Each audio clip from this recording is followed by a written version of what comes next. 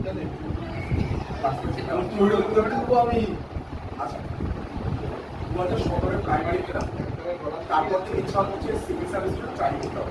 কিছু কিছু নিজে নিজে পড়া শুরু করলাম, বইপত্র কেনা, কিন্তু নিজে নিজে কিছু পড়া হচ্ছে না। এবার টিচারের কাছে ভর্তি হলাম, সেখান থেকে খুব একটা আউটপুট পেলাম। টিচারের নামে কিছু বলবো না, পড়া হচ্ছে না, সাথে আচ্ছা তাই হোক। তারপর এই করে 2021 পর্যন্ত এলাম। 2021-22-এ আকাশে প্রিলিমস দিয়ে খুব খারাপ প্রিলিমস হবে, মনে হলো এইবার একজন টিচার দরকার। তার মধ্যে খুব একটা ভালো জিনিস ঘটে গেল ছিল না, যে স্কুলটা ট্রান্সফার দিল।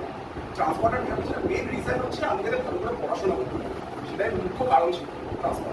যাই হোক, তারপর সেখানে মুন্সির সাথে আবার মুন্সির থ্রু দিয়ে স্যারের ভাবে জানতে পারলাম। তারপর স্যারের কাছে ভর্তি হলাম 4 সেপ্টেম্বর এলাম।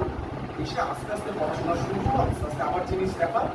একটা জিনিস বুঝলাম যে একা ফলকে এগোনো যেতে পারে, সেটাও দুর্বলকে হতে পারে, কিন্তু একজন তার সঠিক গাইডেন্স পেলে অনেক কিছু করা যেতে পারে।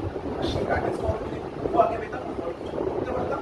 ওই হয়তো ঠিক আছে, আস্তে আস্তে হবে, সময় যা দেখা যায় আস্তে আস্তে করে নিজেকে হতে পারে, হতে পারে। তবে গাইডেন্স দরকার স্যার, আমি সেটা সব ছাড়া করতে পারবো। থ্যাংক ইউ আমাদের সকলকে সাহায্য করার জন্য।